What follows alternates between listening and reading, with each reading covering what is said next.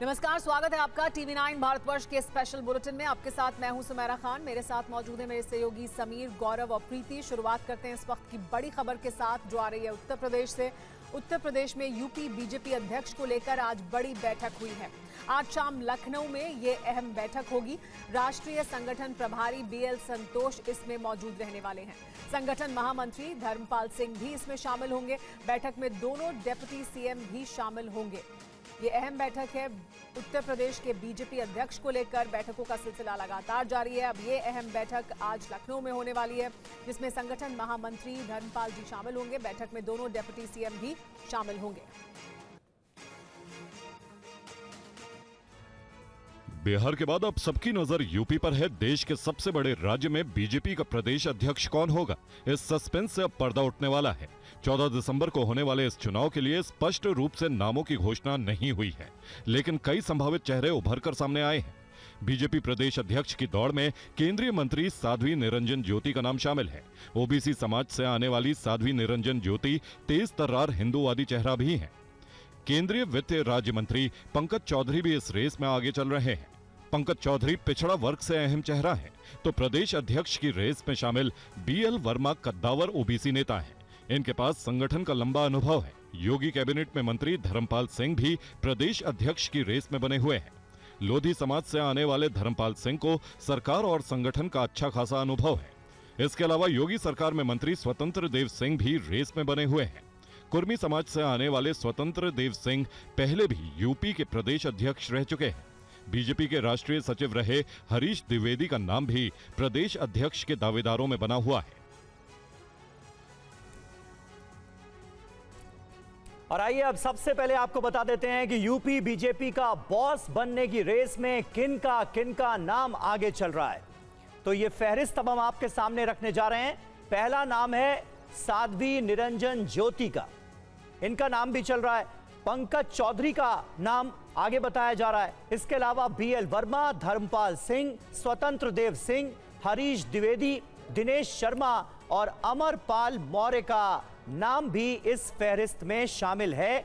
यानी इनके नाम आगे चल रहे हैं, जिनके नाम की संभावनाएं जताई जा रही हैं। लखनऊ से हमारे संवाददाता विपिन चौबे हमारे साथ मौजूद हैं। विपिन, क्या खबर छन छन कर सामने आ रही है? वैसे तो अक्सर जिसका नाम आगे चलता है या रेस में बताया जाता है वो नाम होता नहीं, कोई अचानक से दूसरा ही नाम उभर कर सामने आ जाता है। बीजेपी के अगर हम पुराने इतिहास को देखें, खास करके यूपी बीजेपी के बॉस की रेस में कौन सा नाम जो है जिसकी चर्चा हो रही है, क्या हो सकता है आज मीटिंग में? देखिए समीर, जिन नामों की चर्चा उत्तर प्रदेश की राजधानी लखनऊ से लेकर अलग अलग जिलों से लेकर राजधानी दिल्ली तक है, उन सभी नामों का जिक्र आपने कर दिया है। लेकिन ये बीजेपी है, हमेशा अपने फैसलों से चौंकाती है और जिस नाम पर बहुत ज्यादा लोग कयास लगाते हैं वो नाम सबसे रेस में पीछे छूट जाता है। हालांकि जो नाम चर्चा में है उससे एक बात तो साबित हो रही है कि उत्तर प्रदेश में बीजेपी का चेहरा जो भी होगा वो पिछड़ी जाति से होगा। ये बात एकदम तय है, क्योंकि ओबीसी को फेस बनाकर बीजेपी संगठन का फेस बनाकर चुनाव लड़ना चाहती है। अब सवाल ये उठता है कि उसके लिए सबसे मुफीद चेहरा कौन होता है। आप स्वतंत्र देव सिंह की बात करिए, वो भी पिछड़े हैं। पंकज चौधरी की बात करिए, वो भी पिछड़े हैं। BL वर्मा की बात करिए, वो भी पिछड़े हैं। साध्वी निरंजन ज्योति, धर्मपाल, ये तमाम वो चेहरे हैं जो रेस में हैं। लेकिन सबसे ज्यादा आज की तारीख में जो दिल्ली से लेकर लखनऊ तक दाव चला जा रहा है वो पंकज चौधरी के नाम पर है। तराई के इलाके से, मतलब पूर्वांचल से आते हैं। महाराजगंज को 7-8 बार रिप्रेजेंट कर चुके हैं, 2 बार केंद्र में मंत्री रहे हैं और कुर्मी जाति से आते हैं। तो मिला जुलाकर उनके नाम पर दाव ज्यादा लग रहा है। लेकिन अगले 48 घंटे यूपी के लिए बहुत क्रूशियल रहने वाले हैं। BL संतोष समेत तमाम बड़े नेता लखनऊ पहुंचना शुरू हो चुके हैं। तमाम सांसदों को, मंत्रियों को कहा गया अब आप लखनऊ रहिए। कल नामांकन होगा और 14 तारीख को उस नाम, उस चेहरे से पर्दा हट जाएगा जिसको लेकर 2 साल से कयासबाजी चल रही है। समीर, और बीजेपी के वरिष्ठ नेता महेंद्र पांडे क्या कह रहे हैं, जरा सुन लेते हैं। और राष्ट्रीय परिषद के सदस्यों का भी नामांकन होगा।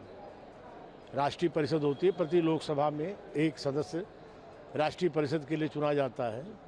ये पार्टी के संविधान में प्रावधान है, तो उनका भी नामांकन होगा। और फिर 14 को 1 बजे प्रदेश अध्यक्ष और राष्ट्रीय परिषद के चुनाव के लिए केंद्रीय चुनाव अधिकारी, केंद्रीय वाणिज्य मंत्री श्री पीयूष गोयल जी हैं, उनके आगमन पर 1 बजे इन चुनाव परिणामों की घोषणा होगी। पूरे प्रक्रिया से ये चुनाव आप लोग करा रहे हैं, इस पर क्या कहेंगे? पूरी प्रक्रिया हो रही है, जो ये प्रक्रिया कहीं नहीं देखी जाती है पूरी तरह। नहीं, ऐसा भारतीय जनता पार्टी में पूरी तरह लोकतंत्र है और भारतीय जनता पार्टी कार्यकर्ता आधारित पार्टी है। सदस्यता होने के बाद जो प्रत्येक 3 बरस पर सदस्यता होने के बाद और उसके संगठनात्मक चुनाव बूथ इकाई से लेकर के मंडल इकाई के बाद जिला इकाई और जिला इकाई के बाद प्रदेश इकाई के चुनाव होते हैं और उसके तहत ये संगठन पर्व 2024-25। तो महेंद्र नाथ पांडे को आप देख रहे थे जो बता रहे थे कि पूरा स्ट्रक्चर कैसे भारतीय जनता पार्टी में प्रदेश अध्यक्ष का चुनाव होता है। लेकिन विपिन, ऑलरेडी चाहे भारतीय जनता पार्टी के राष्ट्रीय अध्यक्ष को देखें या उत्तर प्रदेश के अध्यक्ष को देखें, दोनों में काफी देरी हुई है।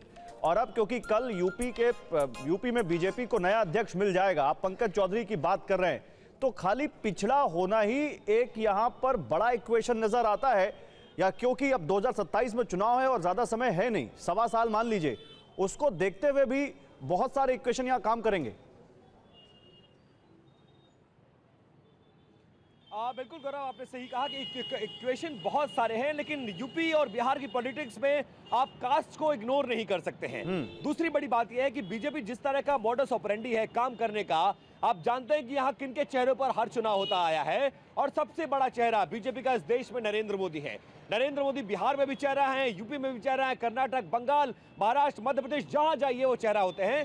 संगठन को एक चेहरा चाहिए, एक आप यूं कह सकते हैं कि वो फेस जरूर होता है, लेकिन उतना महत्व नहीं रखता है जितना महत्व नरेंद्र मोदी का चेहरा है। तो इसलिए कास्ट इक्वेशन को साधने के लिए एक ऐसा चेहरा जो उस कास्ट इक्वेशन में फिट हो जाए, उसको लेकर यहां पर मंथन का दौर जारी है।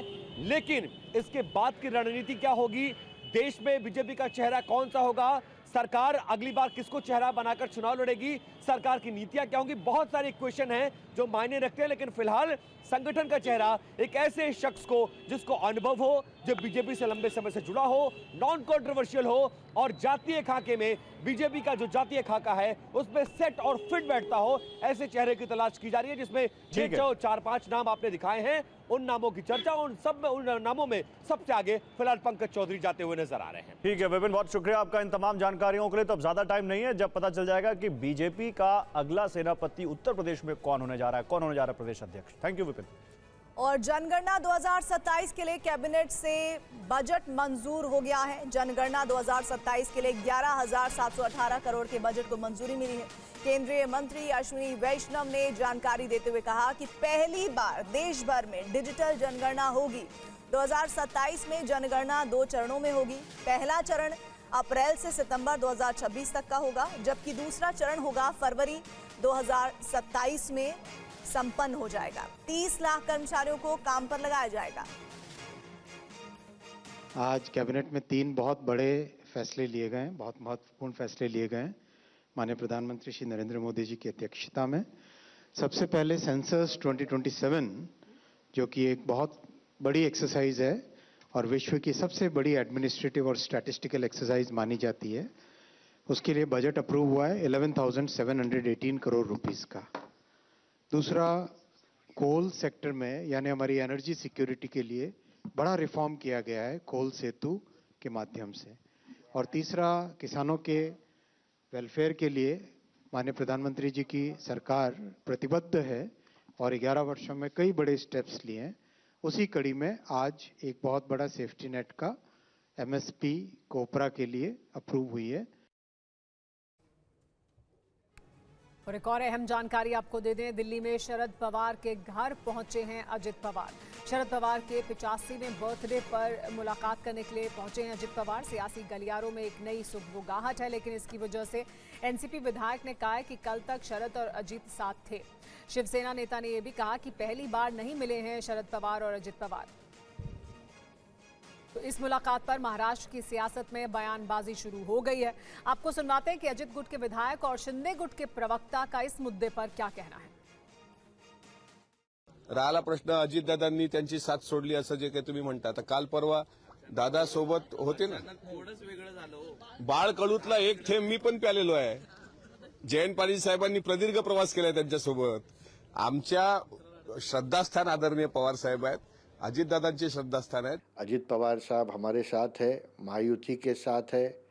गए साल भी अजीत पवार साहब शरद पवार साहब के बर्थडे में गए थे. ये साल भी उनके जन्मदिन वो मनाने गए थे.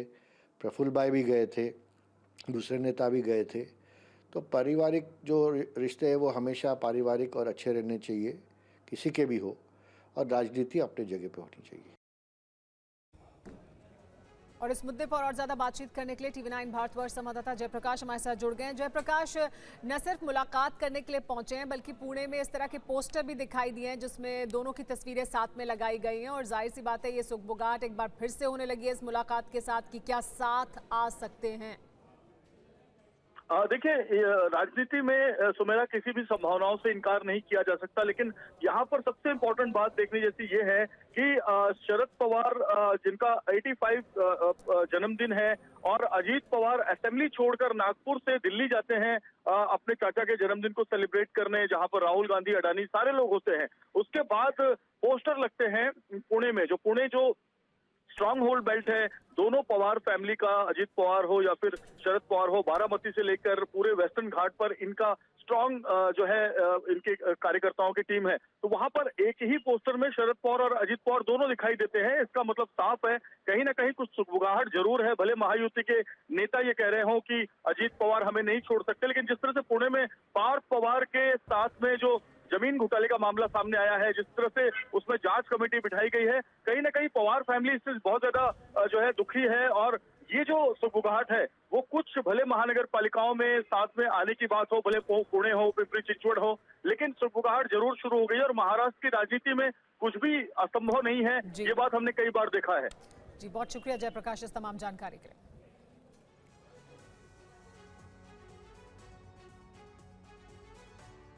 और वहीं पार्थ पवार की अमेडिया कंपनी को 21 करोड़ रुपए भरने का आदेश दिया गया है. इस मामले में शिवसेना नेता संजय निरुपम का कहना है कि जब लैंड डील रद्द हो गई थी तो किस बात की स्टैंप ड्यूटी भरवाई गई. मेरे मन में सवाल ये है कि अजीत पवार जी के सुपुत्र श्री पार्थ पवार, उनकी कंपनी ने पुणे में कोई एक लैंड डील की कहा जाता है और उसमें उनके साथ और भी कुछ साथी थे. और कहा जा रहा है कि भाई कलेक्टर ऑफिस हो या फिर स्टैंप ड्यूटी वाला डिपार्टमेंट हो या तहसीलदार का कार्यालय हो, सभी लोगों ने कॉम्प्रोमाइज किया इनकी कंपनी को एक मदद करने के ख्याल से. फिर निकल के आया कि भाई बहुत बड़ा एक लैंड स्कैम हो गया है, बहुत कम पैसे में बहुत बड़ी जमीन खरीद ली गई है. सरकार ने तत्काल दखल दिया और कहा कि यह लैंड डील कैंसिल हो गया. अगर लैंड डील कैंसिल हो गया तो फिर स्टैंप ड्यूटी भरने का यह आदेश क्या है, मुझे समझ में नहीं आ रहा. कभी कोई डील होती है, कोई जमीन बिकती है, एक व्यक्ति के नाम से दूसरे के नाम पे जाती है, तब जाके स्टैंप ड्यूटी भरा जाता है रजिस्ट्रेशन के लिए. अगर ये डील कैंसिल हो गई है तो मेरी समझ से बाहर की बात है कि आखिर वो कौन सी ड्यूटी भरी जा रही है और कौन सी ड्यूटी भरने का आदेश हो रहा है. और लोकसभा में आज एयर पोल्यूशन का मुद्दा उठा, वायु प्रदूषण का. राहुल गांधी ने कहा कि सरकार प्रदूषण पर प्लान बनाए तो किरेन रिजिजू ने इस मुद्दे पर जवाब दिया. Leader of the opposition, Rahul Gandhi ji, has made a statement in the form of suggestion. The member of the Congress party in the Business Advisory Committee had also raised this issue and some other parties, and from the government side also. And government from the day one had made our position very clear that on all important matters, government is ready to discuss and also to find out solutions, taking along the suggestions from all the members, including the principal opposition party led by Rahul Gandhi ji. तो इस issue पे unanimous होना चाहिए कि देखिए हम future की बात करेंगे और इसको समस्या को हल कैसे किया जाए उस पे डिस्कशन करेंगे और जो एक्सपर्ट्स हैं उनका भी इनपुट लेंगे और देश को दिखाएंगे कि जॉइंटली हम एक पोल्यूशन पर काम कर सकते हैं. तो ये आइडिया था. बीजेपी सांसद अनुराग ठाकुर ने लोकसभा में मदुरई के मुरुगन मंदिर दीपम का मामला उठाया. उन्होंने कहा कि दक्षिण का एक राज्य सनातन विरोधी बन गया है. One state in India has become a symbol of anti-Sanatan Dharma. their ministers are making statements. Their ministers are making statements against Sanatan Dharma. They objected when Prime Minister was doing his duty for the Ram temple. At that time, the temple doors were shut. People were forced to approach the court to reach the temple. Even now, sir, the Madurai bench of Madras High Court came down strongly on the Tamil Nadu government, accusing officials of deliberately ignoring its order on lighting the Kartikai Deepam lamp at the Madurai Thiruparankundaram temple. Sir, there are lathis for the devotees. Hindus are lathi charged. Despite the court order, they are not allowed. Despite the court order, they are not allowed to. Uttarakhand के उधम सिंह नगर के एक private school में कथित तौर पर बच्चों को कलमा पढ़ाए जाने का मामला सामने आया है। सोशल मीडिया पर वीडियो वायरल होने के बाद हंगामा शुरू हो गया है। सोशल मीडिया पर कलमा पढ़ाए जाने का ये वीडियो काफी तेजी से वायरल हो रहा है, जिसमें देखा जा सकता है कि एक साथ कई बच्चे कलमा पढ़ रहे हैं। वायरल वीडियो में कुछ छात्र अरबी भाषा के शब्दों का उच्चारण करते नजर आ रहे हैं। वीडियो वायरल होने के बाद हिंदू संगठनों ने इसका विरोध किया और स्कूल संचालक के खिलाफ कार्रवाई की मांग की। हिंदूवादी संगठनों ने इस पर कड़ी आपत्ति जताई। उनका कहना है कि छोटी कक्षाओं के हिंदू छात्रों को जबरन कलमा पढ़ाया गया, जो उनकी धार्मिक भावनाओं के खिलाफ है। संगठनों ने इस संबंध में एसडीएम को ज्ञापन सौंपकर मामले की जांच और दोषियों के खिलाफ सख्त कार्रवाई की मांग की। वीडियो सामने आया, वो कई लगभग 1 दर्जन जगह से कहीं अभिभावकों ने, कहीं इस नगर पंचायत के नागरिकों ने शिकायत की है। और ये शिक्षा का केंद्र, यहाँ पर किसी समुदाय विशेष की पूजा पद्धति का अनुसरण कराया जाएगा। नमाज या कलमा जैसी जो पूजा पद्धति अनुसरण में लाई जाती है, उसको यहाँ बच्चों के माध्यम से कराया जाएगा, तो कहीं ना कहीं समाज आपत्ति करेगा। इस पूरे मामले की शिकायत मुख्यमंत्री के साथ साथ शिक्षा विभाग के उच्च अधिकारियों से भी की गई है। और दिल्ली में आज से अंतर्राष्ट्रीय जन मंगल सम्मेलन शुरू हो गया है। ये कार्यक्रम दिल्ली के भारत मंडपम में 2 दिनों तक चलेगा। तस्वीरें अंतर्राष्ट्रीय जन मंगल सम्मेलन की हैं। बाबा रामदेव ने बताया कि इस सम्मेलन का मुख्य मकसद लोक कल्याण का सही नजरिया पेश करना है। उपवास, ध्यान, योग और स्वदेशी विचार ही इसका मूल आधार है। इसी मंच से जन आंदोलन के तहत हर महीने एक उपवास की शुरुआत भी की गई। हर महीने की 7 तारीख को लोगों को उपवास करने के लिए प्रेरित किया गया। इस अभियान में अभी तक देश और दुनिया के लाखों लोग जुड़ चुके हैं। अस्तित्व में जितने भी दिव्य तत्व हैं, उनके प्रति प्रणाम, प्रणति, उनके प्रति कृतज्ञता का भाव ही पंचनमोक्कार मंत्र है। 1 मास एक उपवास के संकल्प के साथ ये 2 दिवस का चिंतन, मंथन, विचार विनिमय और एक संकल्प यात्रा और संकल्प से सिद्धि की तरफ प्रस्थान कर रहे हैं। केंद्रीय पर्यावरण मंत्री भूपेंद्र यादव, जैन संत प्रसन्न सागर महाराज के अलावा अन्य साधु संतों ने भी जन मंगल सम्मेलन के मंच से अपने विचार रखे। अंतर्राष्ट्रीय जन मंगल सम्मेलन का समापन कल होगा। दिल्ली की मुख्यमंत्री रेखा गुप्ता ने आज 1984 दंगा पीड़ित परिवारों को नौकरी का अपॉइंटमेंट लेटर दिया और इस दिन को काफी खास बताया। मुख्यमंत्री रेखा गुप्ता की अध्यक्षता में हुई दिल्ली सरकार की कैबिनेट बैठक में एक महत्वपूर्ण निर्णय लिया गया था, जिसके अंतर्गत 1984 के सिख विरोधी दंगों में मारे गए पीड़ितों के आश्रितों को अनुकंपा आधार पर रोजगार प्रदान करने की नीति को मंजूरी दी गई थी। आज करीब 35 परिवारों को दिल्ली सरकार की तरफ से अपॉइंटमेंट लेटर दिया गया। खुद सीएम रेखा गुप्ता ने अपॉइंटमेंट लेटर दिए। दिल्ली सरकार के इस फैसले से जो 4 दशकों से अधिक समय से न्याय और आर्थिक पुनर्वास की प्रतीक्षा कर रहे हैं, उनको लाभ मिला है। 84 के दंगों के परिवारों के जख्मों पे मरहम लगाने का काम दिल्ली सरकार ने किया और बेहद ही सारे नियमों को सरलीकरण करके इन परिवारों के दुख दर्द को कम करके उनके परिवार के एक जन को नौकरी देने का काम दिल्ली सरकार ने किया। नई नीति की खास बात यह है कि जिन पीड़ितों के आश्रित अब 50 साल से अधिक आयु के हो चुके हैं और सेवा ग्रहण करने की स्थिति में नहीं है, उन्हें परिवार की अगली पीढ़ी जैसे पुत्र, पुत्री, बहू या दामाद के नामांकन का विकल्प भी दिया गया है। मथुरा पुलिस ने साइबर अपराधियों के गढ़ माने जाने वाले गोवर्धन थाना इलाके के देवसेरस गांव में एक बड़ा सर्च ऑपरेशन चलाया। ये रिपोर्ट देखिए। इस ऑपरेशन का मकसद गांव में छिपे सक्रिय अपराधियों और उनकी गतिविधियों पर नकेल कसना है। देवसेरस गांव को अब लोग मिनी जामताड़ा भी कहने लगे हैं, क्योंकि यहाँ के अपराधी साइबर क्राइम में महारत रखते हैं। सुबह सुबह जब भारी पुलिस बल गांव में पहुंचा तो हड़कंप मच गया। पुलिस की अचानक छापेमारी देखकर कई लोग भागने लगे, लेकिन पुलिस ने तुरंत मोर्चा संभाल लिया। इस दौरान भारी संख्या में पुलिस बल की तैनाती की गई थी। सर्च ऑपरेशन के दौरान पुलिस ने 1 दर्जन से अधिक लोगों को हिरासत में लिया है। इन लोगों से साइबर अपराधों से संबंधित जानकारी हासिल करने के लिए पूछताछ की जा रही है। पुलिस का मानना है कि हिरासत में लिए गए लोगों के तार बड़े साइबर क्राइम रैकेट से जुड़े हो सकते हैं। हमारी टीम गहन छानबीन कर रही है। लगभग 42 लोगों को जो संदिग्ध थे उनको अभी हिरासत में लिया गया है। इनको अलग अलग टीमें अभी पूछताछ कर रही हैं। साइबर की टीम भी देख रही है, जो डाटाबेस है उसमें से कितना मैच कर रहा है। इसमें जो भी दोषी पाए जाएंगे उनके विरुद्ध बहुत ही कठोर कार्रवाई की जाएगी। अमरोहा में बांग्लादेशी महिला रीना बेगम और उसके पति राशिद अली को पुलिस ने गिरफ्तार किया है। रीना ने सोशल मीडिया पर बाय बाय बांग्लादेश का वीडियो पोस्ट किया था, जिससे उसकी पोल खुल गई। देखिए ये report. Bye bye Bangladesh. Uttar Pradesh के अमरोहा जिले में एक बांग्लादेशी महिला रीना बेगम और उसके पति राशिद अली के गिरफ्तार होने का मामला सामने आया है। जानकारी के अनुसार रीना बेगम ने हाल ही में सोशल मीडिया पर बाय बाय बांग्लादेश का वीडियो पोस्ट किया था, जो पुलिस की नजर में आए। इसके बाद अमरोहा पुलिस ने महिला और उसके पति के खिलाफ जांच शुरू की और पूरा सच सामने आ गया।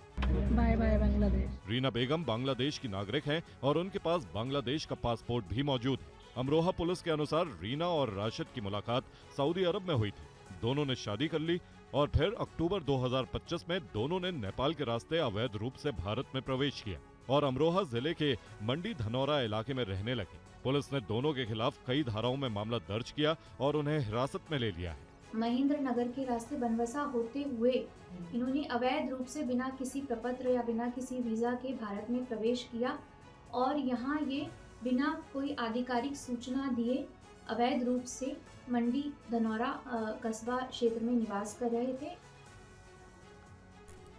और यूपी के संभल से खबर है। संभल में दंगे वाली जगह पर पुलिस चौकी बनाई गई है। दीपा सराय चौकी का आज उद्घाटन हुआ।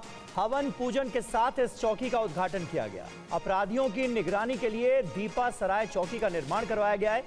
1000 स्क्वायर फीट जमीन पर यह चौकी बनाई गई।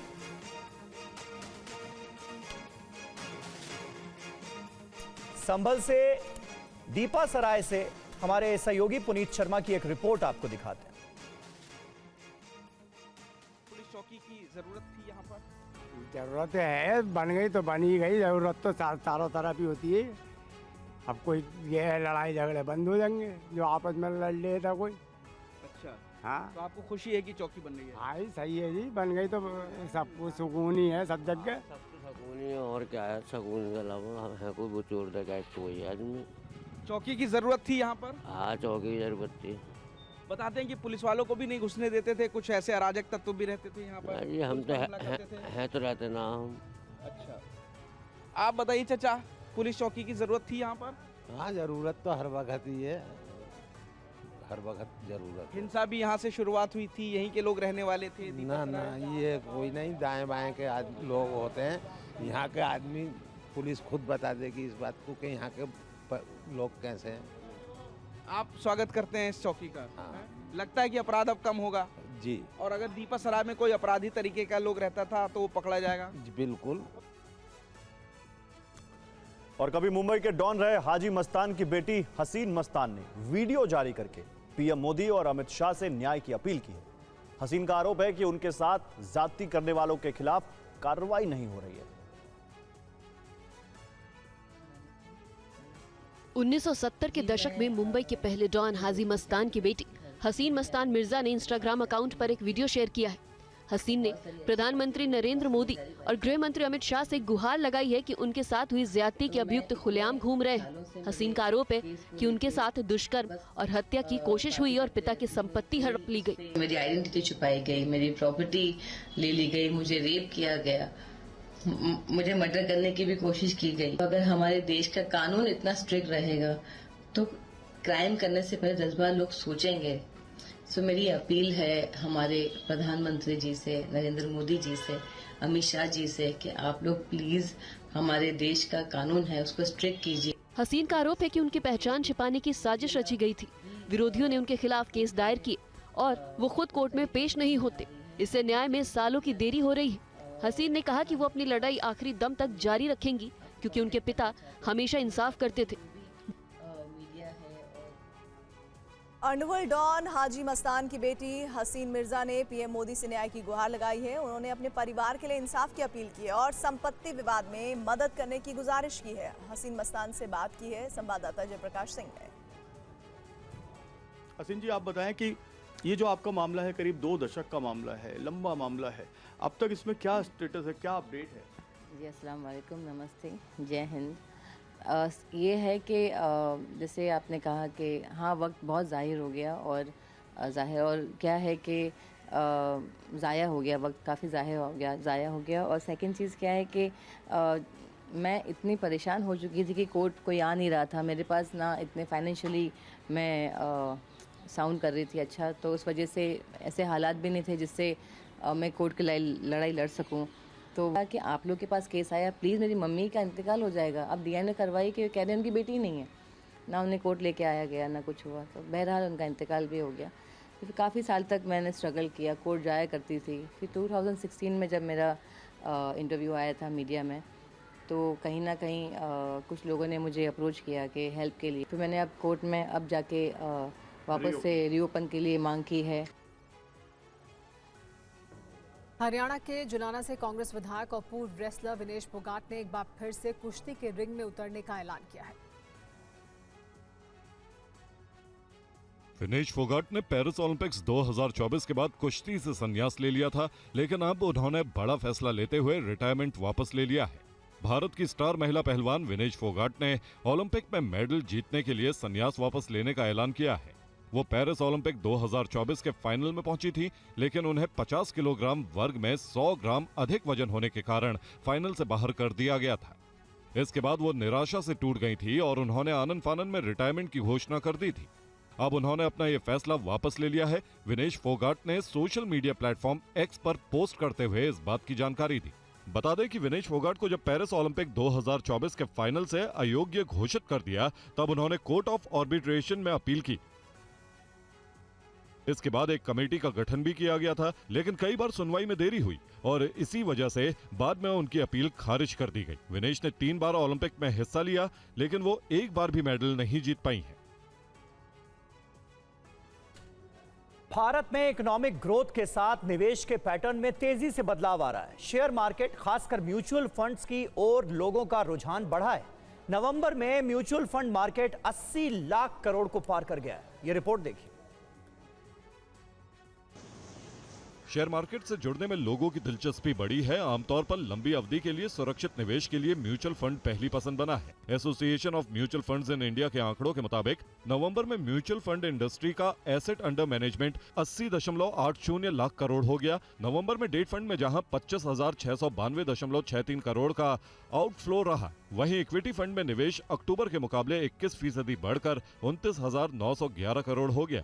नवंबर में शुद्ध निवेश 32,755.36 करोड़ रहा। एसआईपी में अक्टूबर में 29,529 करोड़ के मुकाबले निवेश 29,445 करोड़ रहा। इक्विटी स्कीम में सबसे ज्यादा 8,135.01 करोड़ का योगदान फ्लेक्सी कैप कैटेगरी का रहा। रिपोर्ट के मुताबिक निवेशकों की रुचि स्मॉल और मिड कैप फंड में ज्यादा रही। मिड कैप में 18% के उछाल के साथ 4,487 करोड़ और स्मॉल कैप स्कीम में 26.8% की वृद्धि के साथ 4,407 करोड़ का निवेश हुआ।